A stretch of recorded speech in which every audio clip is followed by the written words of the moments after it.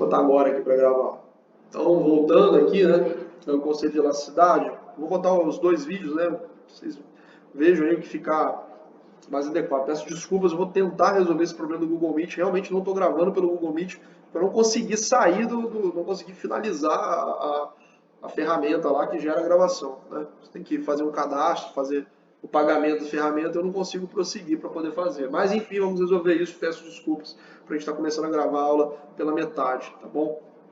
Se necessário for, eu gravo novamente se a gravação da manhã tiver ficado insuficiente.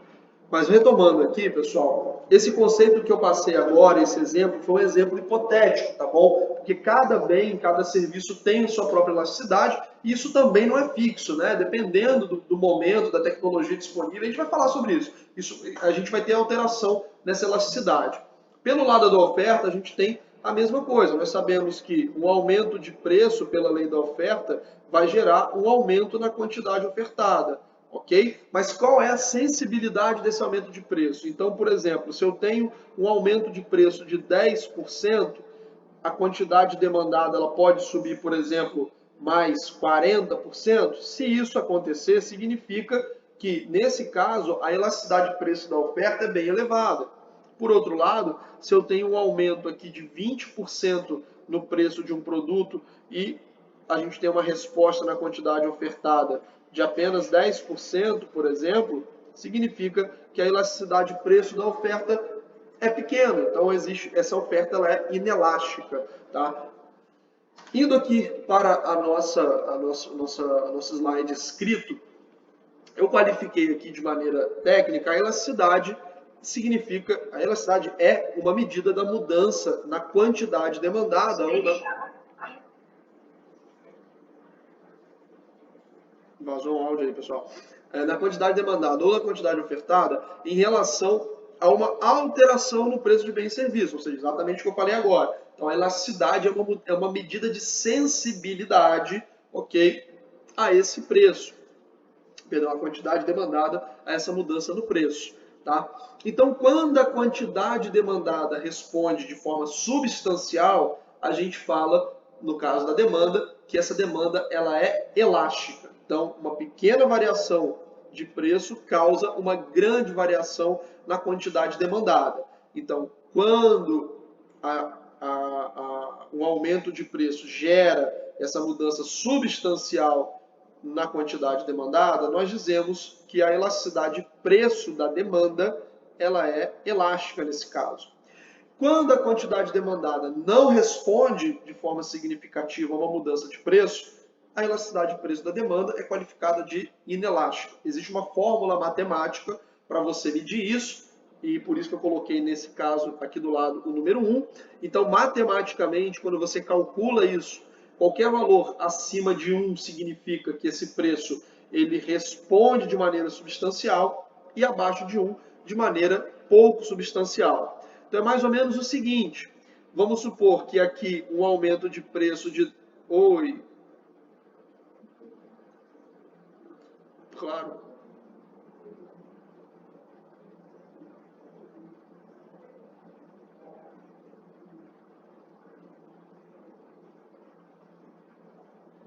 A demanda não, o preço e a quantidade demandada, é isso?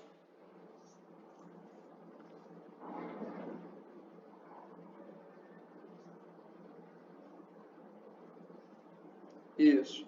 Vai lá, continua.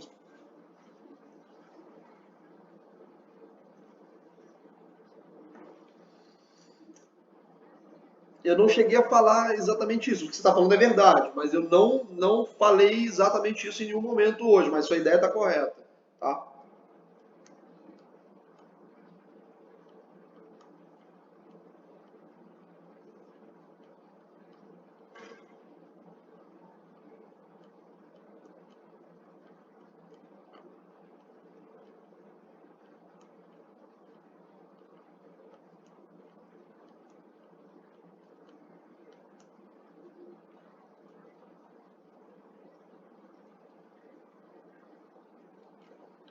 Você está no caminho para entender, mas eu acho que a maneira como você está memorizando os conceitos vai te confundir, tá? A maneira correta da gente assimilar isso é o seguinte, é qualificar Quando você falou oferta, o correto seria você falar preço. Aí eu não sei se você está entendendo como preço e falando oferta de maneira equivocada, ou se você gravou como oferta. Tá? Então, assim, o raciocínio que você desenvolveu agora, se você estiver entendendo a oferta como preço, ok, você está com o raciocínio correto. Mas não memorize dessa maneira, porque você vai se confundir. São coisas diferentes, tá? A oferta é uma relação entre preço e quantidade demandada, tá bom? Então, oferta, assim como demanda, significa uma relação entre preço e quantidade, tá bom? Essa ideia de oferta e demanda aglutina uma relação de preço e quantidade, tá bom? Deixa eu colocar isso aqui em outro slide, pessoal. Essa matéria ela é realmente confusa, tá? Olha só, vamos só voltar aqui no que a gente estava falando, porque a dúvida da colega pode ser a dúvida de outras pessoas. Olha só. Quando a gente fala de demanda, percebam aqui nesse slide que a gente está tratando, que foi uma revisão da aula passada, quando a gente está falando de demanda, a demanda ela reflete uma relação entre preço e quantidade. Às vezes eu posso estar falando demanda de uma maneira mais rápida, ao invés de quantidade demandada, e estar confundindo vocês. Peço desculpas, que isso pode ter acontecido, a gente acaba, no jargão econômico, falando demanda significando quantidade demandada. Eu vou me policiar para que isso não aconteça, porque pode ter confundido vocês. Tá? Mas prestem atenção, tecnicamente, a demanda significa uma relação de preço e quantidade. Então, a demanda é o seguinte, é a quantidade de bens e serviços que nós estaremos dispostos a consumir a partir de um determinado preço. Ou seja, se o preço for 5, a gente vai consumir 10 unidades. Se o preço for 3, a gente vai consumir 12 unidades. Se o preço for 8, a gente vai consumir 7 unidades, ok? Então, a demanda significa a quantidade que eu vou consumir ou tenho propensão a consumir de acordo com o nível de preços daquele bem ou serviço. Tá? Sabendo que, pela lei da demanda, quanto maior for esse preço, menor vai ser o consumo. Então, se o preço ele é alto, o consumo cai. Se o preço é mais baixo, o consumo sobe. Tá bom? Então, essa é a demanda. Demanda é uma relação de preço e quantidade baseada nessa lógica que nós qualificamos de lei da demanda. Preço mais alto, quantidade consumida menor, preço mais baixo, quantidade consumida maior. A oferta, por sua vez, também o conceito oferta, tecnicamente, também é uma relação de preço e quantidade, ok? A oferta significa o seguinte, a quantidade de bens e serviços que os produtores disponibilizarão ao mercado a partir de um determinado nível de preço. Então, se uma mercadoria tiver o preço no mercado, por exemplo, de R$10, os produtores estarão dispostos a produzir 100 unidades, tá bom? Se esse preço for 5, eles estarão dispostos a produzir 50 unidades. Se esse preço for 15, eles estarão dispostos a produzir 150 unidades. Então percebam que a oferta é uma relação de preço e quantidade baseada na lógica de que quanto maior o preço, maior vai ser a quantidade ofertada ao mercado, tá? Como eu expliquei logo no início da aula, fazendo uma revisão, isso tem um fundamento, tanto pelo lado da demanda, quanto pelo lado da oferta. A lógica para a gente falar sobre isso, de explicar esse raciocínio de que se o preço sobe a gente consome menos, é de que nós temos uma restrição orçamentária. Se as coisas ficam mais caras, eu não consigo continuar consumindo na mesma escala. Eu tenho que diminuir o meu consumo para ajustar esse consumo ao meu orçamento, que é limitado, tá? Ele é finito, ele tem um limite, certo?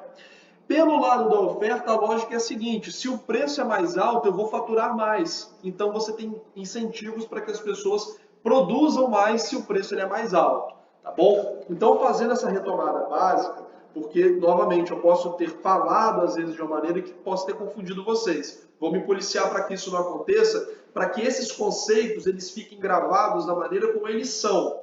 Porque, às vezes, você tem a intuição correta, mas exprime ela de uma forma equivocada. E conforme a gente vai avançando no conteúdo, se você grava mentalmente um conceito de maneira errada, vai te atrapalhar lá na frente, por mais que agora vocês estejam entendendo de fato, ok? Mas é importante gravar dessa maneira que eu coloquei. O conceito de demanda e o conceito de oferta exprimem uma relação de preço e quantidade, ok? Pela lógica da demanda, um preço mais alto reduz a quantidade consumida. Pela lógica da oferta, um preço mais alto aumenta a quantidade produzida, porque são lógicas distintas. A cabeça da gente enquanto consumidor funciona de forma diferente do que a cabeça da gente enquanto produtor, ok? Voltando para a questão da elasticidade, entendendo que, no caso da demanda, um preço mais alto faz a quantidade demandada ou a quantidade consumida diminuir, é também interessante que a gente entenda qual é a magnitude dessa mudança, ok? A elasticidade, ela vai identificar, ela vai explicar a magnitude dessa mudança. Bruno, já vou liberar para a pergunta, deixa eu só não escapar no raciocínio. Tá? Ou seja, eu já sei que se eu aumentar o preço, a minha demanda vai cair, certo? Isso a gente sabe pela lei da demanda. Agora, se eu aumentar 10%, qual é a resposta da demanda a esse aumento de 10%?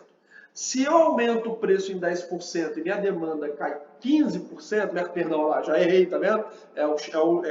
O hábito de falar. Se eu aumento o preço em 10% e a quantidade demandada cai 15%, ou seja, ela cai mais, numa magnitude maior do que o aumento de preço, significa que nós estamos diante de um bem que tem uma oferta, perdão, uma demanda elástica. Então vejam, nesse exemplo que eu acabei de colocar, Bruno, não esquece a pergunta, já vou liberar, só para não perder o raciocínio. Nesse exemplo que eu acabei de colocar, um aumento de preço de 10%, ele gerou uma queda de 15%. Percebam que essa magnitude na queda da quantidade demandada, ela foi superior ao aumento de preço do produto. Nesse caso, nós dizemos que a elasticidade de preço aqui é elástica, ou seja, esse bem ele tem uma alta sensibilidade à mudança de preço. Por outro lado, imaginem um bem que teve um aumento de preço numa determinada magnitude de 15%, mas a quantidade demandada caiu só 10%. Ou seja, nós tivemos um aumento de preço significativo, mas a queda na quantidade demandada foi inferior a esse aumento de preço. Logo, é inelástico, ok? Então, um aumento de preço aqui de 10% gerou uma queda na quantidade demandada de 15%. Aqui, um aumento de preço de 15% gerou uma queda de 10%. Percebem que essa magnitude ela é diferente? Então é isso que vai qualificar um bem como elástico ou inelástico. Essa sensibilidade, pessoal, ela é interessante porque, para fins do direito, bens que têm uma característica inelástica talvez demandem algum tipo de atuação estatal na regulação daquele mercado. Vamos dar nome aos bois? Isso aqui pode ser, por exemplo, um mercado de sorvete. Se o preço do sorvete sobe muito, esse bem não é essencial, certo? Eu posso trocar o consumo de sorvete por outra sobremesa. Então eu não vou me sujeitar a pagar, eu não vou me sujeitar a continuar consumindo o sorvete se o preço dele sobe. Às vezes eu vou parar de consumir e a queda na demanda ela vai ser maior do que o aumento de preço. Por quê? Ou eu não quis mais consumir porque ele não é essencial, ou porque eu troquei o meu consumo, sei lá, por pudim, por chocolate, qualquer outra coisa, certo? E aqui a gente pode estar falando da luz elétrica. Tá? Então a gente pode estar falando da luz elétrica. Quando existe um aumento na conta de luz, nós não conseguimos trocar o nosso consumo por outra coisa. Então, se a Enel dobrar o preço da energia, você vai continuar consumindo. Você não consegue rapidamente trocar esse consumo, certo? Você não vai acender lampião na sua casa de uma hora para outra. Você não vai instalar placa solar na sua casa de um dia para o outro. Então, o aumento de preço da energia elétrica faz com que a quantidade demandada, a quantidade consumida de luz caia muito pouco, porque esse bem ele é um bem de característica inelástica. Ora, vale a pena o Estado se intervir no aumento de preço do sorvete, porque as pessoas pararam de consumir? Não, deixa o mercado se regular. Agora, na luz elétrica, talvez valha, porque a elasticidade desse tipo de bem é naturalmente baixa, certo? É um bem naturalmente inelástico. Você não tem substituto próximo, você não tem facilidade de trocar esse uso, ok? Ele é um bem essencial, você não pode simplesmente parar de utilizar, ok? Então, para o nosso campo de interesse de economia política, ou seja, a relação da economia com outros campos de interesse, como direito, sociologia, política, etc., entender a elasticidade tem a ver com você saber ou ter uma dimensão de qual deve ser a resposta do direito quando nós estamos tratando, por exemplo, de um bem inelástico e essencial. Tá? Bruno, se você ainda lembra da pergunta, meu camarada, pode fazer, é só para não perder esse raciocínio.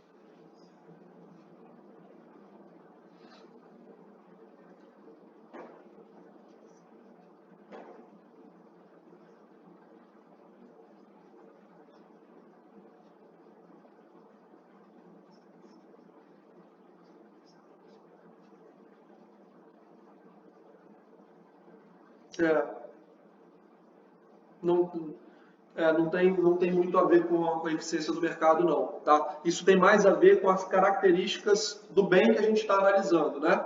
E aí, a gente avançando, cara, eu não sei quem me perguntou, eu acho que foi a Flávia, não foi? Que puxou o microfone e me perguntou, Flávia, foi você? Eu não estava na tela dos alunos, quando eu comecei a fazer essa retomada. E a explicação te ajudou a entender melhor? Você acha que clareou? Tá.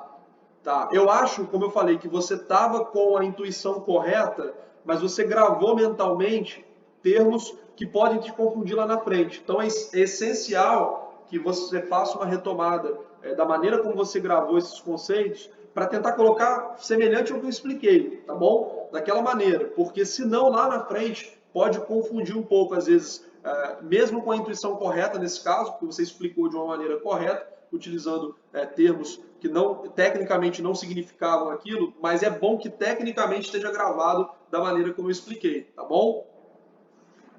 Mas sua intervenção foi essencial, porque eu desconfio que outros colegas também estavam pensando da mesma forma. E aí, novamente, faço meia culpa, porque talvez a maneira de falar demanda, oferta, ao invés de quantidade demandada, quantidade ofertada, pode ter confundido vocês, tá? Peço desculpas por isso, mas acho que houve tempo suficiente, é bom que está gravado, vocês podem rever a explicação para a gente desfazer essa confusão, tá bom? Obrigado pelo questionamento. Por isso que é importante, pessoal, vocês participarem, tá? Eu sei que EAD, a gente fica acanhado de perguntar, vou abrir o microfone, vai atrapalhar a explicação, às vezes perde o timing, né? Na aula é mais dinâmico, mas não deixem de perguntar, porque às vezes é uma coisa que faz diferença para o restante da matéria. Aí, da minha parte, problema zero de vocês perguntarem qualquer coisa, tá bom? Pessoal, vamos lá, vamos seguindo aqui. Coloquem só aí no chat. Existe um. Mas mesmo assim, a gente fala que a elasticidade ela é unitária, tá? Quando é exatamente igual, ela é unitária. Então, elástico, inelástico e unitário no meio do caminho. Tá? Mas, na prática, dificilmente essa demanda é unitária, né? Igualzinho, igualzinho, é muito difícil. Quem me falou, eu não entendi o que falou, nem quem falou. Ah, beleza.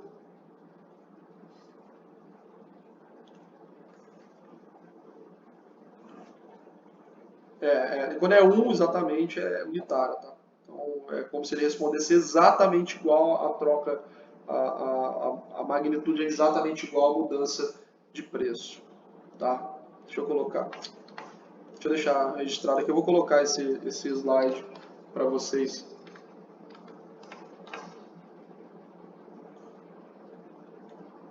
Aqui uma demanda inelástica, um aumento de 15%, por exemplo, no preço, gera uma queda de 5% na quantidade demandada, e no caso, quando ela é unitária, né, como eu acabei de falar agora, um aumento, por exemplo, de 10% no preço causa uma, causa uma queda de 10%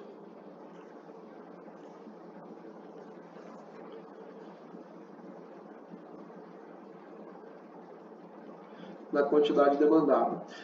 E aí, nós temos alguns determinantes. Lembra que eu falei para vocês, dando o exemplo da luz elétrica e dando o exemplo do sorvete? Nós temos algumas coisas que vão determinar a elasticidade de um produto.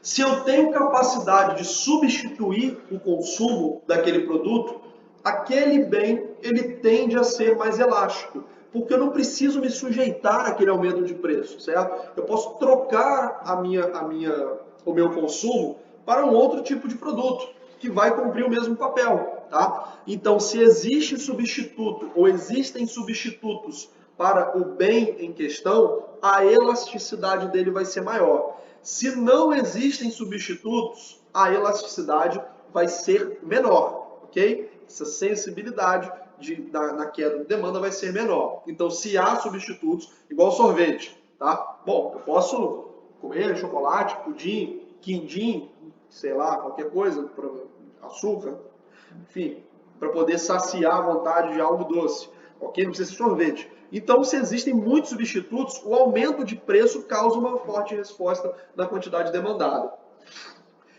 Se aquele bem ele é supérfluo ou necessário, isso também vai determinar a elasticidade, porque às vezes um bem não tem substituto, ok? Não tem substituto para aquele bem, mas ele não é essencial. Então, por exemplo, sei lá, um diamante. Você não substitui o diamante, certo? Diamante é diamante. Mas você precisa de um diamante. Se o preço do diamante disparar, a quantidade demandada, que já é baixa, vai cair mais ainda. Tá? Então, ele é um bem supérfluo. Agora, a luz elétrica, alguns itens de alimentação, imagina sal. Sal não tem substituto próximo. Né? Não tem sal. Você vai salgar a comida com o quê? Eu, pelo menos, não faço ideia. Não sei o que pode salgar a comida, se não for sal. Tá? Então você imagina, se o sal aumenta muito de preço, não vai haver uma queda tão grande na quantidade demandada. Primeiro, ele não tem substituto. E segundo, ele é essencial. Você precisa já comer comida sem sal? Não tem como, ele é um bem necessário. Tá? Então a elasticidade do sal é muito baixa. A demanda da elasticidade, a demanda do sal, a quantidade demandada do sal, possui uma característica inelástica. Ou seja, você pode ter um aumento de preço muito grande que a quantidade demandada não vai cair muito, porque você precisa daquele bem, tá? Quando a gente está também falando de um horizonte de tempo mais longo, as mercadorias, os bens e serviços se tornam mais elásticos. Lembram da luz elétrica que eu falei? De um dia para o outro, você não substitui a sua luz elétrica, de uma semana para outra. Mas se esse preço da luz subiu e você está passando tempo, e esse preço não cai de novo, você começa a analisar alternativas. Vou colocar um aparelho mais eficiente para gastar menos luz, eu vou trocar de casa para gastar menos luz, vou colocar um sistema de energia solar para gastar menos luz. Então, o horizonte de tempo também influencia na elasticidade de um produto. E os limites de mercado. Então, se você tem capacidade de transitar entre bens de diferentes classificações, tá? Esse conceito ele é mais econômico, tá bom? Esse aqui é mais econômico. Eu coloquei aqui porque classicamente ele vai estar em qualquer livro-texto, mas isso aqui tem um interesse mais econômico, tá? Vamos focar a nossa atuação, vou botar até um xizinho aqui, vamos focar a nossa atuação e o nosso entendimento nessas três características que eu elenquei agora há pouco, tá bom? Disponibilidade de bens substitutos, se ele é supérfluo ou ele é necessário, e o horizonte de tempo que se passa tem a ver, caramba, só, tá mão pesada, tem a ver com a elasticidade, preço do produto, tá bom? Então, o horizonte de tempo tem a ver também com a elasticidade de preço do produto. Bom, assim como a demanda possui seus determinantes, a oferta também possui seus determinantes. Então, às vezes você tem um aumento de preço do bem, mas a quantidade ofertada ela não acompanha tão rápido, né? Então, você tem às vezes um aumento de 30% no bem, no preço do bem, mas a quantidade ofertada sobe muito pouco, porque existe uma dificuldade de você ajustar a sua produção. A gente viu isso com o álcool gel, né? O álcool gel disparou de preço e faltou álcool gel. Na teoria econômica, o aumento de preço causaria um aumento de disponibilidade do álcool gel. Só que não é tão fácil você, do nada, começar a produzir toneladas e toneladas de álcool gel. Existe uma capacidade produtiva que tem que ser ajustada, tá? Então, você também tem um tempo para que exista essa resposta pelo lado da oferta, tá bom? Isso também mexe com a elasticidade do produto. Então você tem que analisar a capacidade dos produtores, ok? E o horizonte de tempo que a gente está também analisando. Quanto mais passa o tempo, maior a elasticidade, tanto do lado da oferta quanto do lado da demanda, tá? Como nós falamos agora há pouco. Em relação às definições do limite de mercado, isso aqui é um conceito mais econômico, não precisam gravar essa parte dos determinantes, mas os outros dois pelo lado da oferta e os outros três pelo lado da demanda, sim. É necessário que vocês entendam esses conceitos. Tá bom, pessoal? Essa matéria ela é muito truncada, de fato. Tá? É uma das matérias introdutórias de mais difícil assimilação. Por isso, se cair na prova, vou colocar de uma maneira bem leve para vocês, tá bom? Mas até aqui, com toda essa retomada que eu fiz, melhorou o entendimento ao longo da explicação? Tem alguma coisa que vocês queiram perguntar referente à elasticidade? Ou podemos prosseguir?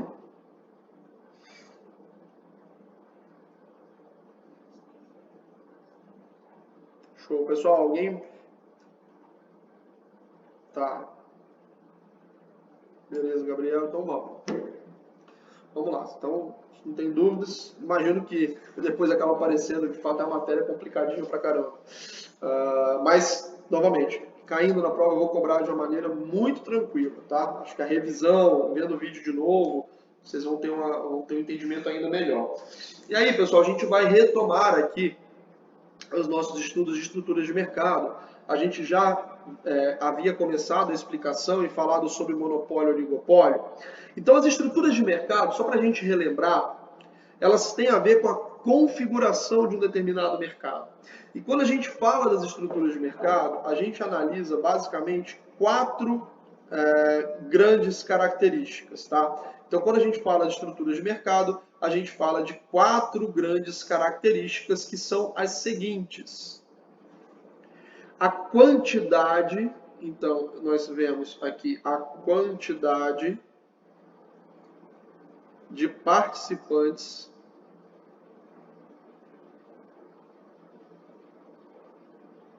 nos polos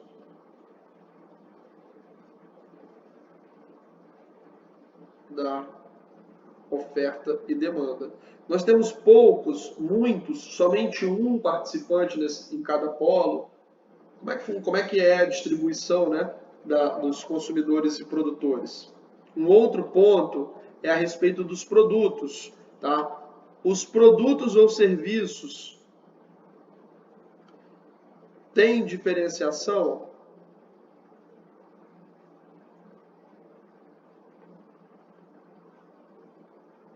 Os produtos e serviços têm diferenciação? Tem acento ainda, nem lembro. Isso não. Velha guarda, vou botar acento. Um outro ponto é, existe poder de barganha, ou seja, existe uma capacidade de pressionar tanto um lado quanto, ou seja, o lado da oferta ou o lado da demanda conseguem pressionar o outro lado em termos de preço. E por fim, as barreiras de entrada, ou seja, a facilidade que existe de ingressar nesse mercado. Normalmente as barreiras de entrada têm a ver com o lado da oferta, tá? O lado do produtor. Então, como é que funciona para você participar desse mercado? As barreiras de entrada, elas têm a ver com aspectos legais ou regulatórios.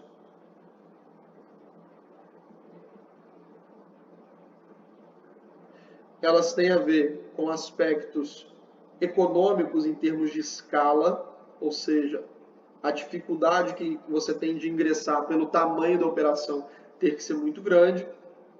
Essa escala tem a ver com a questão financeira, a escala financeira do negócio, e às vezes uma dificuldade geográfica, ou seja, não tem espaço físico para outro competidor. E essas são as 4 características que nós analisamos as estruturas de mercado. E nós falamos na aula passada, de maneira introdutória, além de maneira introdutória, nós falamos efetivamente de 2 dessas configurações. A primeira que nós tratamos, que é a mais fácil da gente entender, é a estrutura de monopólio. Tá? Na estrutura de monopólio, nós temos, pelo lado da oferta, um único produtor, um único vendedor. Tá? Pelo lado da demanda, nós temos muitos compradores. Então, existe um único produtor nesse mercado e vários, às vezes milhares, milhões de consumidores. Dessa forma, havendo só um produtor, só um vendedor, os consumidores, eles não têm alternativa, né? Então, assim, se eu não comprar dessa pessoa, não comprar dessa empresa, eu não compro de ninguém, tá?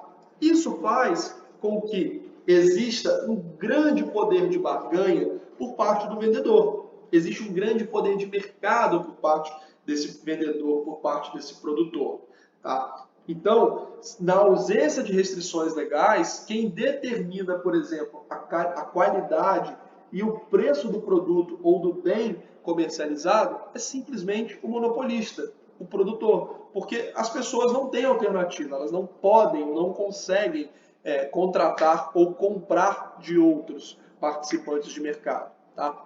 No mercado caracterizado como monopólio, é natural que hajam grandes barreiras de entrada.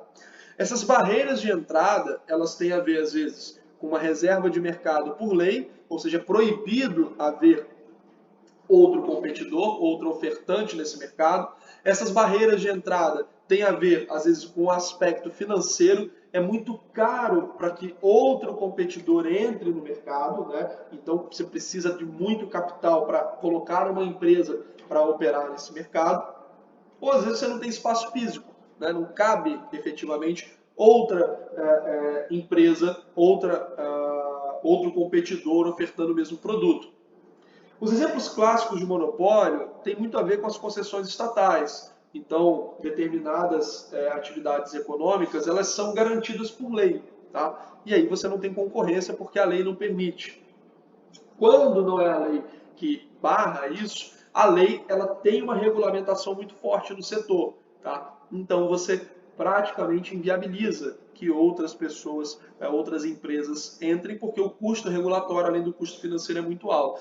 Luz elétrica, água, rodovias, são monopólios clássicos que nós temos. Né? Não tem espaço para ter outra BR-101 ligando o campus ao Rio de Janeiro. Né? Onde vai passar essa estrada? Não seria factível. Você não tem espaço para ter uma outra estrada. Ou quando você tem espaço, o custo é muito elevado para fazer isso. Então, o setor de monopólio, para fins do direito, ele interessa no sentido de que, uma vez que há um poder de barganha muito grande pelo lado do produtor, existe também uma necessidade de regulação quanto à qualidade e ao preço que é praticado nesse setor. Então, o monopólio para o campo do direito ele interessa no sentido de uma regulação do Estado, de modo que a força da oferta não sobreponha de maneira a desequilibrar o mercado, extraindo um valor muito elevado pelo produto ou serviço comercializado e entregando muitas vezes uma qualidade ruim. Então a regulação nesse setor vai mirar a qualidade do produto e vai mirar o preço, ou seja, a política de preços que é praticada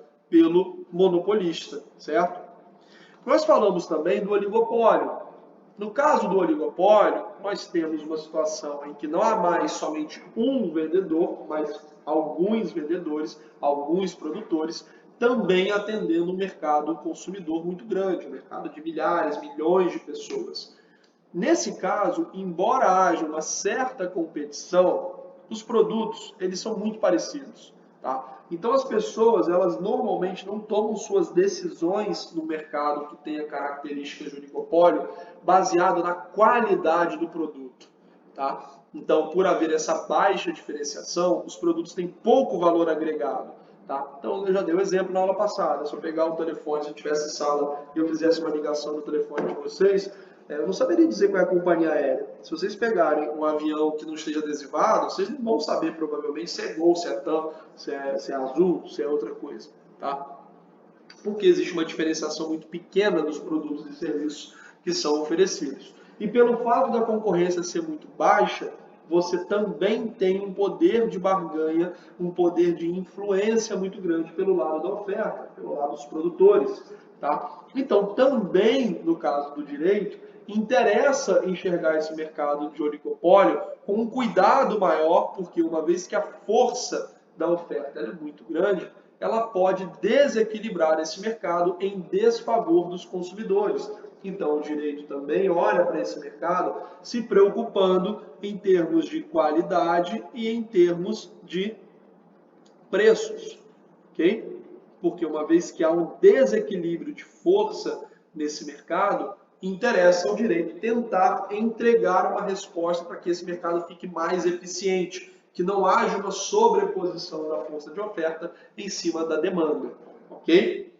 Essas duas estruturas foram estruturas que nós estudamos na aula passada e agora a gente entra em duas estruturas novas que nós vamos estudar e finalizar para a aula de hoje.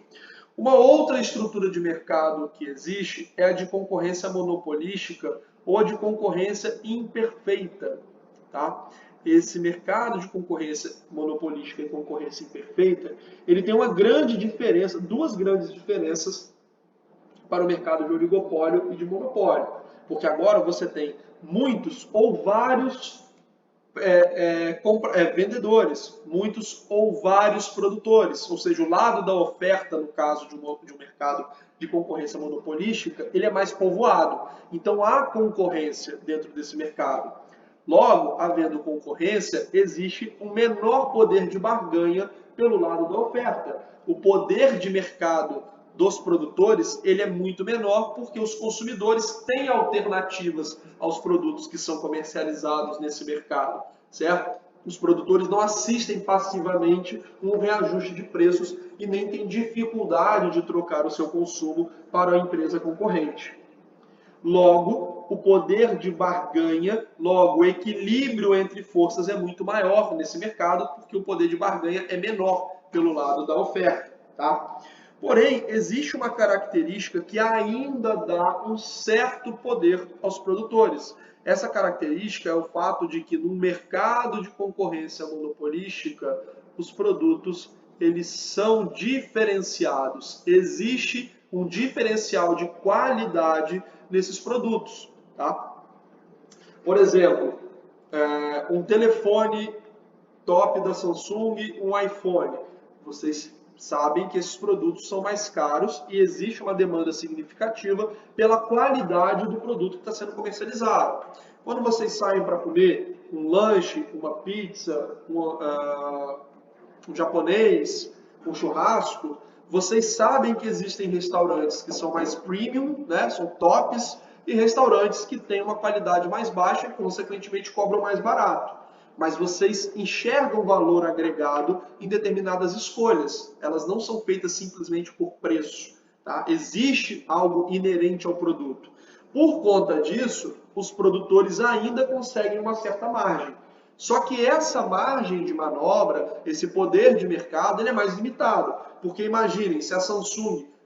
Imagine o seguinte, no mercado monopolista, a Enel dobra o preço da energia. Como eu já falei, você vai acabar consumindo energia no mês seguinte, porque você não consegue mudar, você não pode contratar a luz de outra companhia, você não consegue bens substitutos de uma maneira fácil, logo você vai continuar consumindo praticamente a mesma coisa. Se a Apple ela dobra o preço dos iPhones, se a Samsung dobra o preço dos Galaxy top de linha, ela não vai assistir a esse movimento passivo dos consumidores, porque embora elas consigam cobrar mais caro em produtos determinados pela sua qualidade, esse poder é limitado. Então, ao duplicar o preço, essas empresas veriam uma queda vertiginosa na quantidade demandada. Tá? Então, no caso da concorrência monopolística, embora exista diferenciação, embora exista uma opção dos consumidores pela qualidade do produto, pelas características do produto que está sendo comercializado, o fato de haver concorrência limita a capacidade de determinação de preço pelo lado dos produtores. Tá? E a última configuração de mercado que nós vamos estudar são os mercados que são chamados de mercados de concorrência perfeita ou mercados perfeitamente competitivos. Tá? Nos mercados perfeitamente competitivos, há um outro ponto que eu não falei na configuração passada. Nesse caso da concorrência monopolística, as barreiras de entrada, elas são menores, ok? Então a concorrência é facilitada nesse mercado. As barreiras são menores, então não é tão caro você entrar no mercado de pizzaria, por exemplo, né? Você pode abrir uma pizzaria, você pode abrir uma cervejaria, uma hamburgueria, abrir uma fábrica de smartphone é mais difícil, mas não tem uma reserva de mercado, não tem uma lei que você precise cumprir para abrir, você só precisa ter dinheiro, né?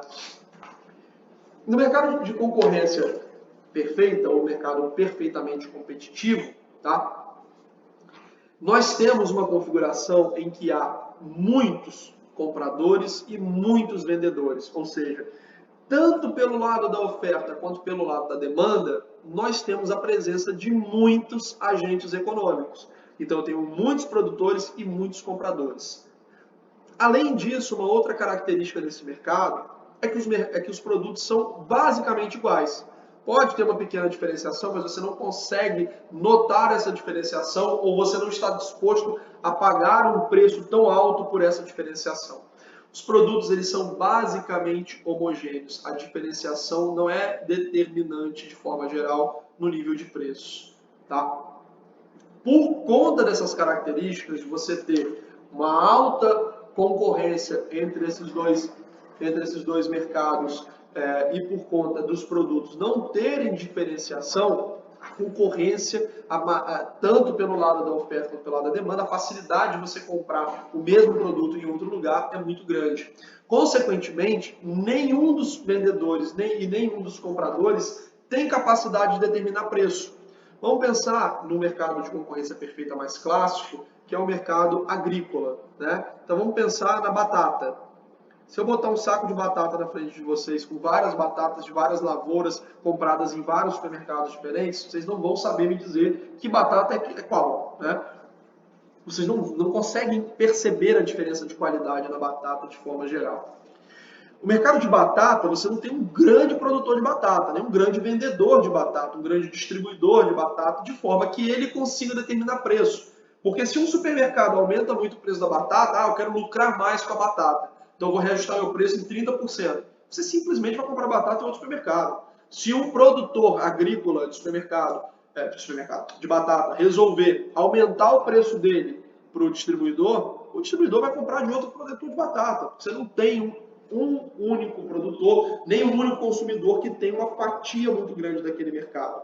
Logo, o preço nesse mercado ele é basicamente dado pelas condições econômicas daquele momento. Então, se o salário fica mais alto, os custos vão aumentar para todo mundo, certo? Isso é algo que foi fora dessa relação de determinação de preço. Isso aí foi um custo de insumos que subiu, insumo no caso a mão de obra, e vai ser repassado para todo mundo. Você não consegue colocar um ganho adicional em cima desse repasse de preço. Tá? Além disso, as barreiras de entrada nesse mercado são muito pequenas ou inexistentes. Então, você arrendar uma terra e plantar batata, você abrir um mercadinho para vender batata, ir para a feira vender batata, não tem praticamente custo nenhum. Logo, esse mercado ele tem uma alta eficiência. Alguém me perguntou de eficiência, acho que foi o Bruno. Num mercado de características de concorrência perfeita ou perfeitamente competitivo, nós dizemos que a eficiência é muito grande. Tá? Então, nesse mercado não existem ganhos extraordinários nem para o produtor, nem para o consumidor. Tá? A margem de lucro ela é muito baixa, a competitividade ela é muito grande, então os ganhos são rapidamente diluídos entre os participantes de mercado. Ninguém sai excessivamente feliz desse mercado de forma continuada. Tá? Então não existe uma margem de lucro excessiva nesses produtos e também não existe uma capacidade do consumidor sentir um alto bem-estar por ter feito o negócio da China comprando os produtos comercializados nesses mercados. Tá? Então os mercados de concorrência perfeita são os mercados mais eficientes que nós temos justamente pela essa eficiência, pela essa competitividade que existe não só da parte dos compradores, mas também dos vendedores. Tá? Em termos de abacaxi, na área. Você vê como é que o mercado agrícola de fato é um mercado altamente competitivo, né? Perfeitamente competitivo. Eu tenho um amigo que trabalhou comigo no antigo emprego nosso, né? Nós dois já saímos, né? A gente trabalhava no banco ano passado. E esse amigo meu, ele faz uma porrada de negócios, faz tudo que for para ganhar dinheiro ele faz. Aí, um tempo atrás, ele me mandou uma mensagem com a foto dele vendendo abacaxi no Sinal. O cara tem uma empresa de energia solar, ele tem canil, ele compra e revende iPhone, faz consultoria financeira, faz uma porrada de coisa. E foi vender abacaxi no Sinal. Porque o vizinho dele estava com excesso de abacaxi, deu para ele usar uma caminhonete de abacaxi, ele foi vender no Sinal. Então, você vê, uma barreira de entrada zero nesse mercado. Né? Não sei se era de Marataízes o abacaxi, né? Mas ele vendeu abacaxi no Sinal. Qualquer pessoa poderia fazer isso. Né? Então, não existe barreira que impeça e, consequentemente, ele não poderia exigir preço no abacaxi. Ele tinha que vender o abacaxi a preço de mercado. Né? Se o abacaxi no mercado está R$10, ele não poderia no Sinal vender por 15, por 30, que ninguém ia comprar. Certo? Porque nesse mercado você não tem stonks mesmo. Você não tem oportunidade de ganhos extraordinários, né? Como eu já falei. Pessoal, agora vamos fazer só uma retomada. E aí, monopsônio e oligopsônio nós não vamos tratar. Primeiro que não é relevante nesse momento para a nossa matéria. Segundo que é só imaginar isso trocando o lado da oferta com o lado da demanda, tá?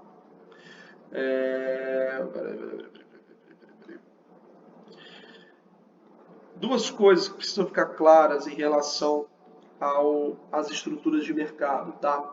O primeiro ponto é que em economia, para várias coisas, nós fazemos simplificações. Os modelos econômicos, eles são baseados em simplificações da realidade. A realidade ela é muito mais cheia de nuances, ela é muito mais cheia de fatores, de variáveis, do que simplesmente enunciar aqui para vocês algumas coisas. Isso também é verdade nas estruturas de mercado. Dificilmente você vai olhar para um mercado e falar, não, esse mercado é concorrência perfeita, concorrência monopolística, oligopólio, monopólio.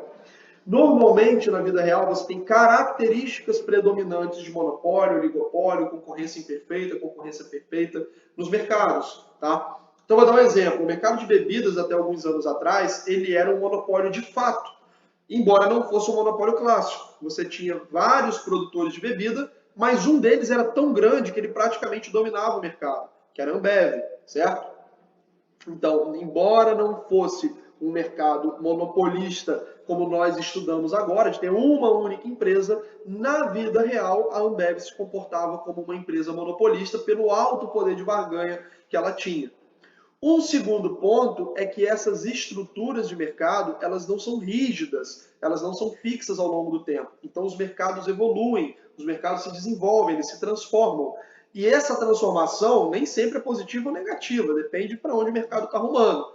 No caso do mercado de bebidas, vejam, há 20 anos atrás, muitos não eram nascidos, né? Mas a gente tinha uma porção de produtores de bebidas diferentes, Antártica, Brahma, Coca-Cola, Kaiser. Se falar de cerveja, então você tinha um monte que a gente vai lembrar. Tá?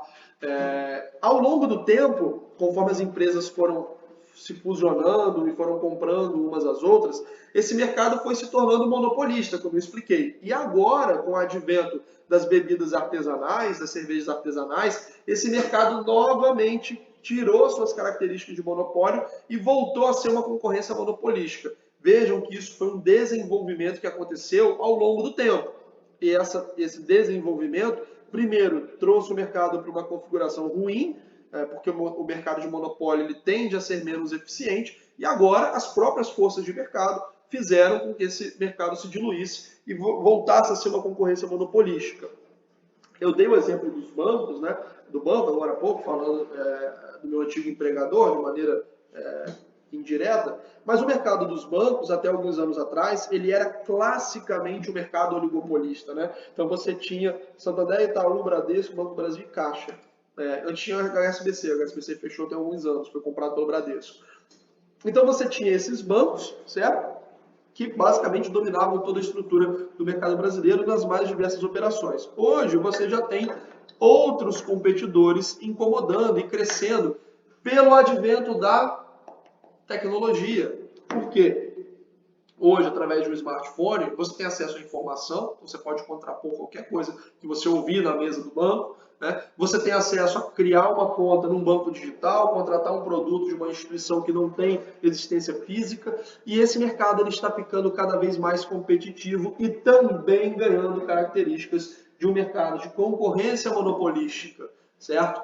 Então, mais um exemplo de que essas estruturas de mercado, elas não são rígidas, elas não são estáticas ao longo do tempo, pelo contrário, elas se movimentam, o mercado ele vai se desenvolvendo.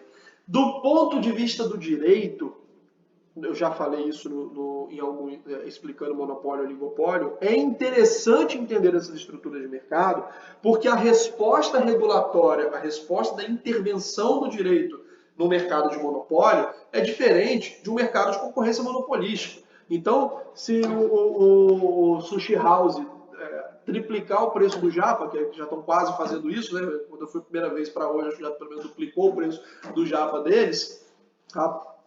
Bicho, não compra. Infelizmente eu vou lá, eu só estou trabalhando com rim agora, o outro eu deixei lá da última vez, né? Não posso ir de novo. Nayara, você falou, não fala isso, porque se você for do Sushi House, libera um cupom de desconto pra gente aí. Tá? Mas assim, é o melhor japa da cidade, mas infelizmente tá muito caro. Vai ficar pobre. O crente que você ia falar, mas o que? Você trabalha lá, Nayara? Você é sócia lá, alguma coisa assim? Tá.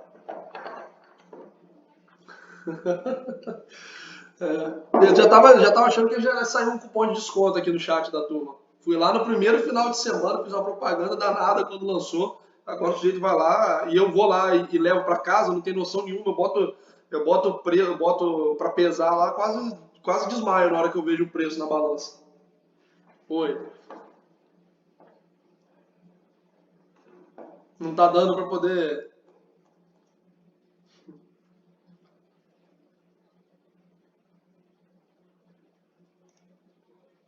Não, eu chutei um preço, eu não sei, totalmente sem noção.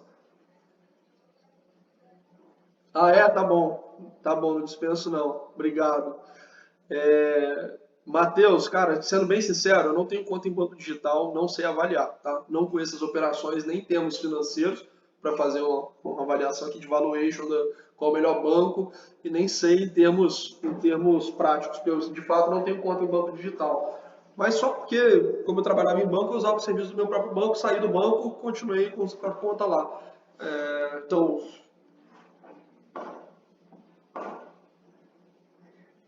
aham.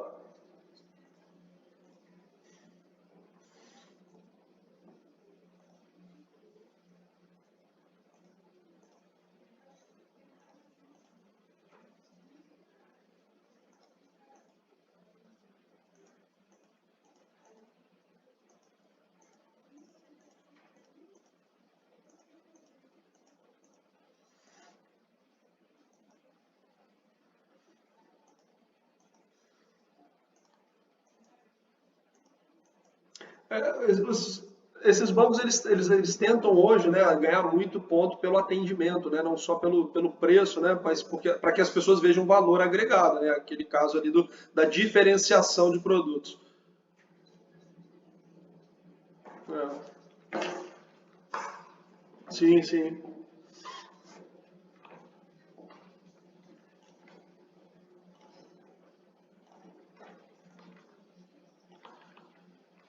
Sim, sim.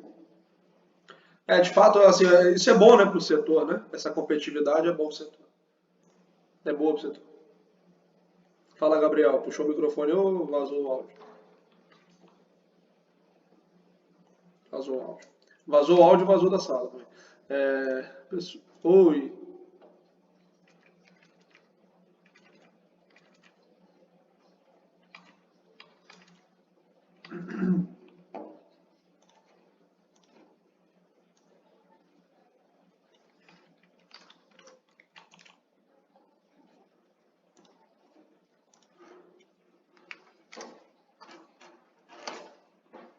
Nesse caso, assim, como eu falei, a economia ela trabalha muito com simplificações. Então, você sempre vai perceber que há exceções dessa regra, E quando a gente coloca esses enunciados, essas lições, a gente fala mais de maneira geral, né?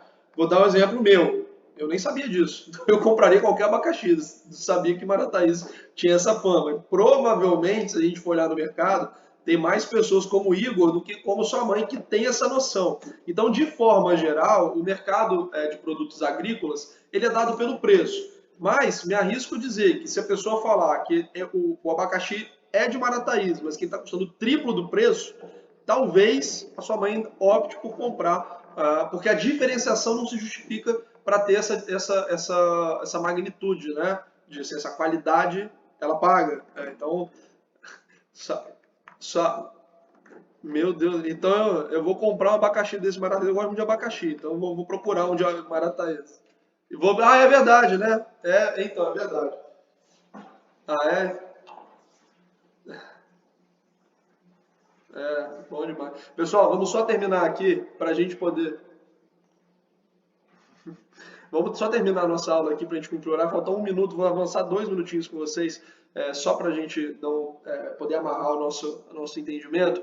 E eu ia falar o seguinte: por fim, é interessante conhecer as estruturas de mercado, porque a resposta do direito para o mercado de oligopólio, como eu falei, é diferente de um mercado de concorrência perfeita ou monopolística. Não faz sentido você regular, por exemplo, o aumento de preço da pizza, do sorvete, do abacaxi, do arroz, porque você não consegue controlar as dinâmicas de oferta e demanda num mercado que tem tantos participantes pelo lado da oferta e pelo lado da demanda, tá bom? E outra coisa que o legislador e os formuladores de política pública têm que ter noção é que uma vez sendo esse mercado, todos os mercados dinâmicos, né, se o mercado ele está em desenvolvimento, se ele está caminhando para outra configuração e a regulação ainda está tratando aquele mercado numa característica anterior, ela pode inclusive atrapalhar o desenvolvimento desse mercado. Então imagine um mercado que era oligopolista, ainda é em muitos casos, em muitos produtos, como o mercado bancário, se você tem uma estrutura muito rígida de regulamentação e agora com esses novos competidores, você acaba fazendo com que esse mercado não se desenvolva, porque o custo de atender a legislação para as pequenas empresas financeiras que estão começando acaba sendo muito grande. Então você tem que adaptar também a legislação para esse desenvolvimento que vem acontecendo e que é natural que aconteça no mercado. Tá? Então, pessoal, amarramos o nosso conteúdo aqui, amarramos as estruturas de mercado. Eu não gosto de ultrapassar o horário, até em respeito a vocês, tá? Por conta disso, e até porque já é suficiente, nós vamos encerrar a nossa matéria aqui nesse momento e iniciamos na próxima aula a partir de outro ponto, continuando o nosso conteúdo. Vou mandar para vocês sim, amanhã, tá? Amanhã eu mando para vocês. Por que eu não mandei antes? Porque da última vez eu mandei e teve conteúdo que eu não ministrei. Então agora eu acho que eu vou mandar o conteúdo que tiver sido ministrado na sala de aula para ficar mais fácil de vocês acompanharem, para evitar de imprimir desnecessariamente, tá bom? Pessoal, sugestão, revejam o vídeo completo da aula de manhã, o vídeo parcial da nossa aula, né? A gente começou falando de elasticidade, que foi o conteúdo novo, o restante foi revisão, tá? Então acho que também não vai haver prejuízo. Vou tentar resolver esse problema do vídeo com o Google Meet na próxima aula, tá bom? Então, uma boa noite para vocês, saúde, se cuidem aí, tá bom? Vocês e a família. Um abração. Valeu. Valeu, valeu. Valeu. Não sei se alguém me perguntou alguma coisa.